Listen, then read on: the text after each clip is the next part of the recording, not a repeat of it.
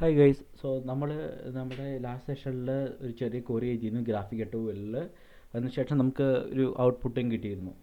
Okay, so നമ്മുടെ schema file check ചെയ്യുകയാണെങ്കിൽ നമുക്ക് മനസ്സിലാവും ഈ യൂസേഴ്സ് നമ്മൾ കൊടുത്ത ഡാറ്റ സ്റ്റാറ്റിക് ഡാറ്റയാണ്. Okay, so static data use ചെയ്യുന്നത് നമുക്ക് അത്ര നല്ല ഐഡിയൽ വേ അല്ല യൂസ് ചെയ്യണില്ല. സോ നമുക്ക് ഡൈനാമിക് ഡാറ്റ ആക്കി മാറ്റണം. സോ ഡൈനാമിക് ഡാറ്റ ബേസിക്കലി അങ്ങനെ ഡാറ്റാബേസ് ഒക്കെ യൂസ് ചെയ്തിട്ട്, പക്ഷെ നമ്മളിവിടെ ഡാറ്റാബേസ് ഒന്നും യൂസ് ചെയ്യുന്നില്ല. അല്ലാണ്ട് ഒരു എ പി ഐ, ഒരു third party A P I, supporting A P I ഒക്കെ യൂസ് ചെയ്തിട്ട് നമ്മളിവിടെ ഡൈനാമിക് ആക്കി മാറ്റാൻ നോക്കണം. സോ നമ്മൾ മുമ്പത്തെ ആർക്കിടെക്ചർ പറഞ്ഞിരുന്നു, നമ്മൾ ഈ ഒരു ആർക്കിടെക്ചറാണ് ഇപ്പോൾ ഫോളോ ചെയ്യുന്നതെന്നുള്ളത്. സോ നമുക്കിപ്പോൾ ബ്രൗസർ ഉണ്ട്, നമ്മുടെ കയ്യിൽ ഗ്രാഫിക്കൽ റൺ ചെയ്യുന്നുണ്ട് ബ്രൗസറിൽ. പിന്നെ അവിടുന്ന് ഡാറ്റ നമ്മൾ എക്സ്പ്രസ് സർവറിലേക്ക് കൊടുക്കുന്നുണ്ട്. ഓക്കെ, സോ നമ്മൾ എക്സ്പ്രസ് സർവറിൽ കൊടുത്ത ശേഷം നമുക്ക് മനസ്സിലാവും ഇവിടെ ഡാറ്റ സ്റ്റോർ ഉണ്ട്. പക്ഷേ എന്നിട്ട് ശരിക്കും ഈ ഡി ബിയിലേക്ക് പാസ് ചെയ്ത ശേഷം ആ ഡി ബിന്ന് പ്രോസസ്സ് ചെയ്തിട്ട് ആ പീസ് ഓഫ് ഡാറ്റ നമുക്ക് എടുത്തിട്ട് റിസോൾവ് മെത്തേഡിലേക്ക് അയക്കുന്നു. റിസോൾവ് മെത്തേഡിൽ നിന്ന് പിന്നെ ഡയറക്റ്റ് നമുക്ക് ഗ്രാഫിക്കൽ ക്ലൈൻറ്റിലേക്ക് കിട്ടുന്നു. അതാണ് തിയറി വേ. സോ നമ്മളിവിടെ ഈ ഒരു അപ്ലിക്കേഷനിലാണ് നമ്മൾ ഫോളോ ചെയ്യുന്നത്. പക്ഷേ ഈ ഒരു ആർക്കിടെക്ചർ നമ്മൾ നോക്കിക്കഴിഞ്ഞാൽ ഇത് ചെറിയ പ്രൊജക്റ്റുകൾക്ക്, ചെറിയ കമ്പനി, ചെറിയ പ്രൊജക്റ്റുകൾക്ക് വേണ്ടി യൂസ് ചെയ്യുന്ന ഒരു ആർക്കിടെക്ചറാണ് നമ്മൾ ഇപ്പോൾ കാണിക്കുന്നത്. സോ ഇത് നമ്മളൊരു വലിയ ആപ്ലിക്കേഷൻ വർക്ക് ചെയ്യുമ്പോൾ ഈ ആർക്കിടെക്ചർ സ്യൂട്ടബിൾ അല്ല, ചെയ്യുന്ന വളരെ ലൈക്ക് ഒട്ടും കൺവീനിയൻ്റ് അല്ല ഈ ആർക്കിടെക്ചർ നമ്മൾ യൂസ് ചെയ്യുക എന്ന് പറഞ്ഞാൽ. സോ അതിന് വേണ്ടിയിട്ട് നമ്മൾ എന്താ വെച്ചാൽ നമ്മൾ ആർക്കിടെക്ചർ ഒന്ന് അപ്ഗ്രേഡ് ചെയ്യും. ആ ആർക്കിടെക്ചർ അപ്ഗ്രേഡ് ചെയ്യുന്നത് നമ്മൾ ഈ ഫോർമാറ്റിക്കും. സോ ഈ ആർക്കിടെക്ചറാണ് ആക്ച്വലി നോക്കിക്കഴിഞ്ഞാൽ വലിയ കമ്പനികളും വലിയ പ്രൊജക്ട്സൊക്കെ യൂസ് ചെയ്യുന്ന ആർക്കിടെക്ചർ ഈ ഒരു ആർക്കിടെക്ചറാണ് ആക്ച്വലി യൂസ് ചെയ്യുന്നുണ്ടാവുക. ഓക്കെ, സോ അവർക്ക് എന്ന് വെച്ചാൽ കുറേ ഇൻഫ്രാസ്ട്രക്ചർ ഉണ്ടാവും, അതുപോലെ കുറേ സർവീസസ് ഒക്കെ ഉണ്ടാവും.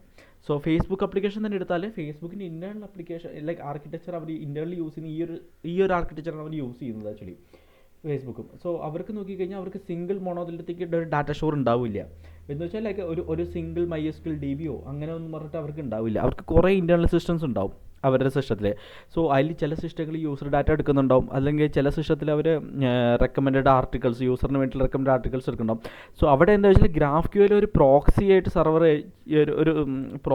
സർവ് ചെയ്ത ശേഷം അവിടുന്ന് ഈ ഡാറ്റ, ഈ ചെറിയ ചെറിയ സോഴ്സസ് എന്ന് വെച്ചാൽ ഡിഫറെൻറ്റ് സോഴ്സസ് ഡാറ്റയ്ക്ക് പുൾ ഔട്ട് ചെയ്തിട്ട് അതിനെ ഒന്നിപ്പിച്ചിട്ട് ലൈക്ക് അത് എല്ലാം കൂടി കമ്പൈൻ ചെയ്ത് ഒരൊറ്റ ഡാറ്റ ആക്കിയിട്ട് മാറ്റിയിട്ട് അവിടുന്ന് റെസ്പോൺസ് ചെയ്യണം, യൂസർക്ക് എടുത്ത് അയക്കുകയാണ്. സോ ഇവിടെ നോക്കിക്കഴിഞ്ഞാൽ മനസ്സിലാവും GraphQLക്ക് ഒരു ഫേസ്ബുക്കിൽ നമ്മുടെ ഫ്രണ്ട്സിന് എടുക്കുമ്പോൾ സെർച്ച് ചെയ്യും, എന്നിട്ട് സർവറിലേക്ക് വയ്ക്കും. സർവറിന് നോക്കും ഏത് കറസ്പോണ്ടിങ് API ക്കാണ് പോകേണ്ടതെന്ന് വെച്ചാൽ അവിടുന്ന് എടുത്തിട്ട് അവിടുത്തെ ഡാറ്റാബേസ് കറസ്പോണ്ടിങ് ഡാറ്റ എടുത്ത ശേഷം തിരിച്ച് ക്ലയൻറ്റിലേക്ക് അയക്കുന്നു. ഓക്കെ, സോ ഇവിടെ നമ്മൾ ചെക്ക് ചെയ്യുന്നത്, നമ്മൾ രണ്ട് അപ്രോച്ച് ചെക്ക് ചെയ്യാൻ അറിയാം. ഒന്ന് ഔട്ട്സൈഡ് സർവർ ഉണ്ട് അവരുടെ, പിന്നെ ഔട്ട്സൈഡ് API ഉണ്ട്. സോ തേർഡ് പാർട്ടി API പോലെ. സോ നമ്മുടെ ഇവിടെ ഫസ്റ്റ് അപ്രോച്ച് നമ്മൾ നോക്കാൻ പോകുന്നത് ഇതാണ്, ഈ തേർഡ് പാർട്ടി API ആണ്. ലൈക്ക് നമ്മളൊരു വേറൊരു HTTP കോള് വിളിക്കുന്നു നമ്മുടെ എക്സ്പ്രസ് സർവറിൻ്റെ ഉള്ളിൽ നിന്ന്. ആക്ച്വലി നമ്മുടെ സർവറിൻ്റെ ഉള്ളിൽ നിന്ന് നമ്മൾ തേർഡ് പാർട്ടി API വിളിക്കിയിട്ട് നമുക്ക് ചെക്ക് ചെയ്ത് നോക്കണം അത് എങ്ങനെ വർക്ക് ചെയ്യിക്കുക എന്നുള്ളത് നമ്മുടെ കേസിൽ. സോ അതാണ് നമ്മൾ ഇപ്പോൾ ചെയ്യാൻ പോകുന്നത്. ഔട്ട്സൈഡ് സർവർ അപ്രോച്ചാണ്, ഒരു തേർഡ് പാർട്ടി അപ്രോച്ചും ഉണ്ട്, രണ്ടും ഉണ്ട്. നമ്മൾ പക്ഷേ ഇപ്പോൾ തേർഡ് പാർട്ടി അപ്രോച്ച് വെച്ചിട്ടാണ്, നമ്മൾ ബേസിക്കലി ഒരു HTTP API വിളിക്കുകയാണ് നമ്മുടെ സൈഡിൽ നിന്ന്. ലൈക്ക് എക്സ്പ്രസ് സർവറിൽ നിന്ന് നമ്മൾ വിളിച്ചു നോക്കുന്നു, എന്നിട്ട് ഡാറ്റ എടുക്കുന്നു. സോ നമുക്കിപ്പോൾ നോക്കിക്കഴിഞ്ഞാൽ നമ്മളൊരു ക്വറി എടുത്ത ശേഷം എക്സ്പ്രസ് സർവറിലേക്ക് കൊടുത്ത ശേഷം നമുക്ക് ആ ക്വറി റിസീവ് ചെയ്യുന്നു, എക്സ്പ്രസ് സർവറിൽ റിസീവ് ചെയ്യുന്നു. ക്വറി മേക്ക് ചെയ്ത ശേഷം എക്സ്പ്രസ് സർവറിൽ റിസീവ് ചെയ്യുന്നു. എന്നിട്ട് അത് തേർഡ് പാർട്ടി APIയിലേക്ക് റിക്വസ്റ്റ് അയച്ച ശേഷം അവിടുന്ന് ഡാറ്റ എടുത്തിട്ട് ഫൈനലി അത് ഗ്രാഫിക്കൽ ക്ലയൻറ്റിലേക്ക് ഷിപ്പ് ചെയ്ത് കൊടുക്കുന്നു. സോ ഇവിടെ നമുക്ക് നോക്കുകയാണെങ്കിൽ തേർഡ് പാർട്ടി API ആണ് ഫസ്റ്റ് സെറ്റപ്പ് ചെയ്യേണ്ടത് ഈ ഒരു അപ്രോച്ചിന് വേണ്ടിയിട്ട്. നമ്മുടെ ഔട്ട്സൈഡ് API ആണല്ലോ നമ്മൾ ഫസ്റ്റ് ചെക്ക് ചെയ്യാൻ പോകുന്നത്. സോ തേർഡ് പാർട്ടി API ആണത്, ഇതാണ് നമ്മൾ ഫസ്റ്റ് വർക്ക് ചെയ്യാൻ പോകുന്നത്. സോ ഇതിന് വേണ്ടിയിട്ട് ഒരു തേർഡ് പാർട്ടി API സെറ്റ് ചെയ്യാനുണ്ട്. Okay, so third party API ഇപ്പോൾ നമുക്ക് ചെക്ക് ചെയ്യാം എങ്ങനെയാണെന്ന്. സോ തേർഡ് പാർട്ടി API ഞാൻ പക്ഷേ ഫുൾ ഡീറ്റെയിൽ ആയിട്ട് എടുക്കുന്നില്ല, കാരണം അത് നമ്മുടെ ടോപ്പിക് അല്ലാത്തതുകൊണ്ട്, നമ്മൾ GraphQL ആയതുകൊണ്ടാണ് ഞാൻ തേർഡ് പാർട്ടി APIക്ക് അധികം ടൈം സ്പെൻഡ് ചെയ്തത്. പക്ഷേ അതിന് പകരം ഞാനിപ്പോൾ തൽക്കാലം ഒരു ലൈബ്രറി യൂസ് ചെയ്യാൻ പോവാണ്, JSON സർവർ എന്ന് പറഞ്ഞിട്ട്. എന്നിട്ട് അതിൽ നമുക്ക് നമ്മുടെ ഡാറ്റ ഒക്കെ ഹോസ്റ്റ് ചെയ്യാം. സോ JSON സർവർ എന്താണെന്ന് വെച്ച് കഴിഞ്ഞാൽ നമ്മളോട് സെർച്ച് ചെയ്യുക, JSON സർവർ എന്ന് പറഞ്ഞ് സെർച്ച് ചെയ്ത് കഴിഞ്ഞാൽ നമുക്കൊരു GitHub URL കാണാൻ പറ്റും ഇവിടെ. സോ അത് തുറന്ന് നോക്കാം. സോ ഇതാണ് JSON സർവർ നമ്മുടെ കയ്യിലുള്ളത്. സോ നമ്മൾ കുറച്ച് താഴത്തേക്ക് പോകുമ്പോൾ അത് എക്സാമ്പിൾസ് എന്നൊക്കെ പറഞ്ഞ് കൊടുത്തിട്ടുണ്ടാവും എവിടെയെങ്കിലും. ഇതാണ് ഡാറ്റാബേസ്, ജേസൺ സെർവർ എങ്ങനെ ലൈക്ക് റൺ ചെയ്യണം എന്നുള്ളതൊക്കെ, എന്തൊക്കെയാണ് ഡാറ്റ, ലൈക്ക് ഇതൊരു സാമ്പിൾ ഡാറ്റയാണ് അവർ കൊടുത്തേക്കുന്നത്. സോ ഇതൊരു ഐഡിയ ആണ് നമുക്ക് എങ്ങനെ യൂസ് ചെയ്യുക എന്നുള്ളതിൻ്റെ ഒരു ഡോക്യുമെൻറ്റേഷൻ കൈൻഡ് ഓഫ് തിങ് ആണ് ആക്ച്വലി ഇവർ കൊടുത്തിരിക്കുന്നത്. സോ നമ്മളിപ്പോൾ എന്ത് ചെയ്യാൻ വെച്ചാൽ നമ്മൾ സെർവർ റൺ ചെയ്തത് ഇവിടെ സ്റ്റോപ്പ് ചെയ്യാണ്. കൊടുത്ത സെർവർ നമ്മൾ സ്റ്റോപ്പ് ചെയ്തിട്ടു. അതിനുശേഷം നമ്മൾ നേരെ പോകുന്ന നമ്മളൊരു ഇത് ഇൻസ്റ്റാൾ ചെയ്യണം ആക്ച്വലി. സോ നമ്മൾ npm ഇൻസ്റ്റാൾ നമ്മൾ കൊടുക്കുകയാണ്. npm ഇൻസ്റ്റാൾ ജേസൺ സെർവർ എന്ന് പറഞ്ഞ് നമ്മൾ ഇൻസ്റ്റാൾ ചെയ്യണം, ഈ പാക്കേജ് ഇൻസ്റ്റാൾ ചെയ്യണം. npm install Jason server. So നമ്മൾ പാക്കേജ് ഇൻസ്റ്റാൾ ചെയ്ത ശേഷം നമ്മൾക്ക് VS കോഡിൽ ഒരു ഫയൽ ക്രിയേറ്റ് ചെയ്തിട്ടുണ്ട്. സോ ഇത് ഇൻസ്റ്റാൾ ആവണ വെയിറ്റ് ചെയ്യണം. ഓക്കെ, ഇൻസ്റ്റാൾ ആയിട്ടുണ്ട്. എന്നിട്ട് നമ്മൾ VS കോഡിൽ പോയിട്ട് നമ്മൾ VS കോഡിൽ ഒരു ഫയൽ ക്രിയേറ്റ് ചെയ്യാണ്. നമ്മളിവിടെ ആ ഫയലിൻ്റെ പേര് നമ്മൾ കൊടുക്കുന്ന ഒരു JSON ഫയലാണ്. അതിന് db.json എന്നാണ് നമ്മൾ കൊടുക്കുന്നത് ഫയലിൻ്റെ പേര്. ഓക്കെ, ഈ ഫയലിൽ നമുക്ക് വേണ്ട ഡാറ്റ നമ്മൾ യൂസ് ചെയ്യണം. ഓക്കെ, ഇപ്പം ഞാൻ സ്കീമിൽ നിന്ന് തൽക്കാലം അത് കോപ്പി ചെയ്യണം ഈ ഡാറ്റ. ഓക്കെ, എന്നിട്ട് ആക്ച്വലി ഞാനിത് ഇതെങ്ങനെ തന്നെ കോപ്പി ചെയ്യാം, യൂസേഴ്സ് എന്ന് പറഞ്ഞിട്ട്.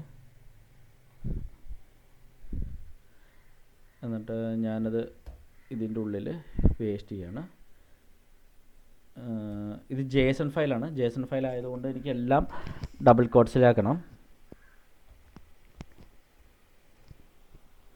of id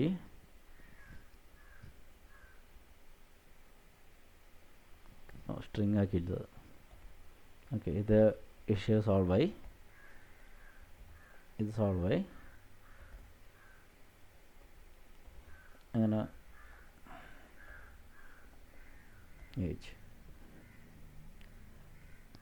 സോ ഡാറ്റയും എല്ലാം ഡബിൾ കോട്ട്സിലാക്കണം ആക്ച്വലി. നമ്മൾ ഇത് JSON ഫയലാണ് യൂസ് ചെയ്തുകൊണ്ട് ഇപ്പോൾ സിംഗിൾ കോട്ട്സൊക്കെ ഞാൻ ഡബിൾ കോട്ട്സാക്കി മാറ്റാണ്.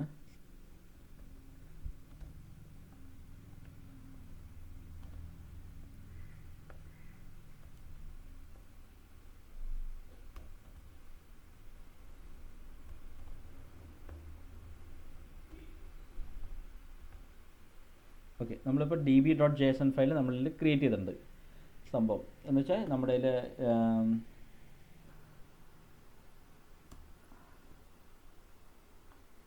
മോഡിഫൈ ചെയ്യുന്ന മാത്രം. ഓക്കെ, സോ db.json ഉണ്ട് നമ്മുടെ കയ്യിൽ. db.jsonൽ രണ്ട് ലൈക്ക് യൂസേഴ്സ് എന്ന് പറഞ്ഞൊരു കീ ഉണ്ട്.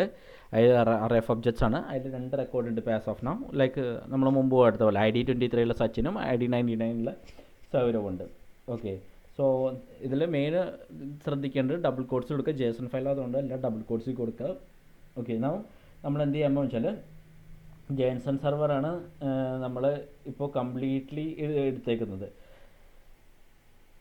അത് JSON സെർവർ ബേസിക്കലി എന്ന് വെച്ചാൽ അത് കംപ്ലീറ്റ്ലി സെപ്പറേറ്റ് റണ്ണിങ് പ്രോസസ്സായിട്ട് റൺ ചെയ്യുക. നമ്മുടെ GraphQL സെർവർ പോലെയല്ല, അത് സെപ്പറേറ്റ് ഒരു സെർവർ വെച്ചിട്ട് കംപ്ലീറ്റ്ലി സെപ്പറേറ്റ് റണ്ണിങ് പ്രോസസ്സാണ് എടുക്കുന്നത്. അത് കംപ്ലീറ്റ്ലി ഡീകപ്പിൾഡ് ആയിരിക്കും ആക്ച്വലി.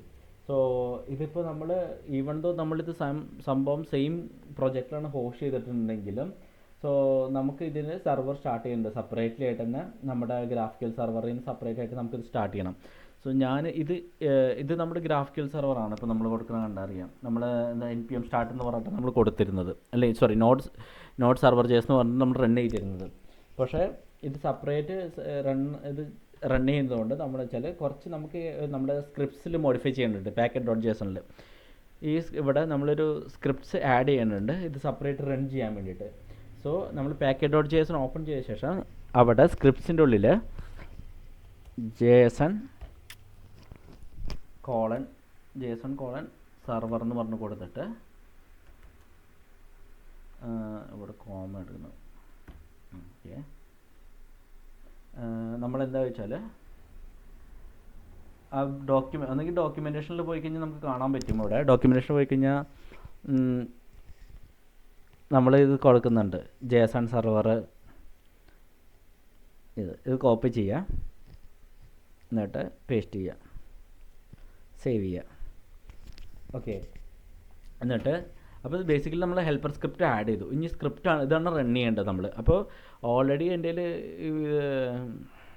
നമ്മൾ ഇത് യൂസ് ചെയ്യുന്നു, ഓൾറെഡി ഇത് റൺ ചെയ്യുന്നുണ്ടല്ലോ എക്സിസ്റ്റിംഗ് എക്സ്പ്രസ്സിന്. സോ ഇത് നമ്മൾ ഓൾറെഡി പറഞ്ഞത് സെപ്പറേറ്റ് ആയിട്ട് റൺ ചെയ്യേണ്ടത്. സോ ഇതിലിട്ട് റൺ ചെയ്യുന്നില്ല. ഞാൻ പുതിയൊരു ടെർമിനൽ ഓപ്പൺ ചെയ്തിട്ട്